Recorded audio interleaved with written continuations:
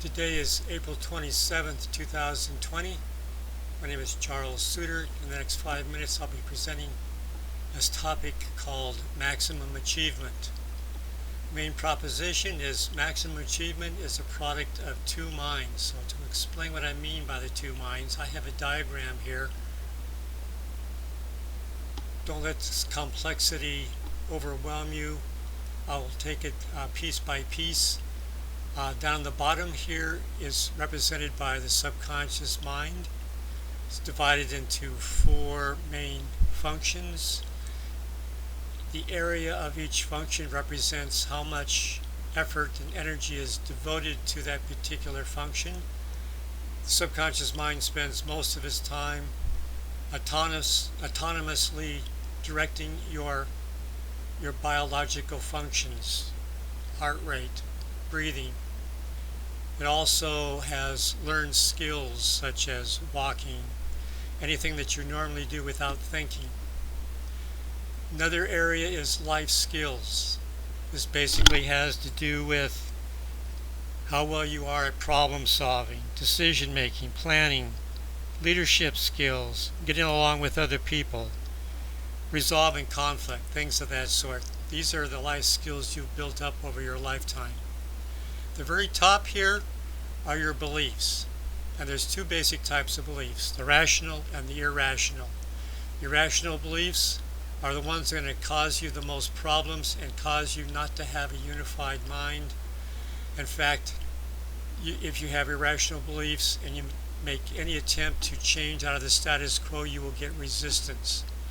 That is not helpful to peak performance. The triangle above here is the conscious mind. Conscious mind spends most of its time dealing with the present, trying to deal with maintaining the status quo. Another part of our function of the conscious mind is its aspirations, concern with the future, how to grow, how to become. And then lastly, mindfulness. This is the mind in the moment with heightened awareness, focused on a particular task, chosen out of aspirations or dealing with the present. The two minds working collaboratively, you get peak performance, or otherwise known as maximum achievement. Let me go through some specifics. Proposition 1. Your subconscious mind is supportive with relevant life skills or best practices.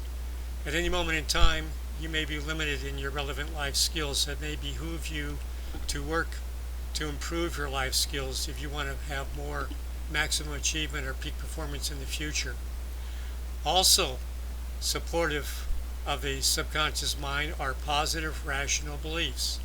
If you have many irrational beliefs, instead of support, you're going to get resistance.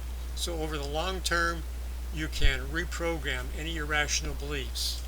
For more information on that, consider listening to some of my other presentations on positivity, rational challenges to irrationality, and thought control.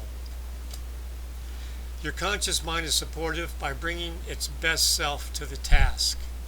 In other words, your conscious mind is focused here mindfully, heightened awareness, 100% focused. It's going to do the best it can with the job at hand. At the same time, it's going to encourage the subconscious mind to contribute whatever it has below the threshold of consciousness.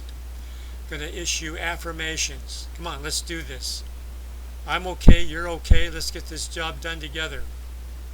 Proposition 3. When two minds are working together, they are powerful. Working collaboratively without resistance. The reason most people don't change is because they have beliefs that are irrational, and what happens when you attempt to change, and the role of the subconscious mind is to maintain the status quo as you get resistance. You have one mind working against the other. It's like trying to run a marathon with a 50-pound pack on your back. You are intentionally focused on inputs, not outputs. Inputs, whatever you can do in the here and now. Outputs is something that happens in the future.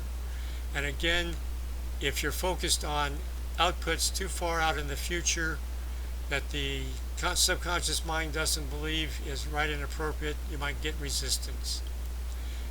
You're working with a unified mind, both minds focused on self-satisfaction. That doesn't mean self-centeredness. You could very well get self-satisfaction by working with other people, helping other people.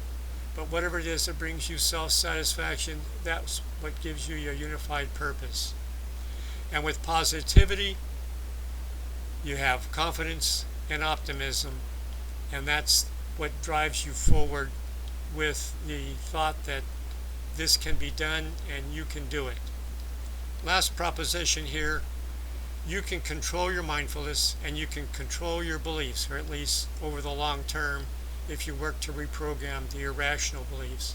So that means that either now or sometime in the near future, you can begin maximizing achievement. Final proposition, when the mind and the body is unified, anything is possible. So if you find yourself facing a difficult task or goal, approach the challenge with a unified mind. Well, that's all for now. Remember to stay positive. You'll be happier, healthier, and live longer.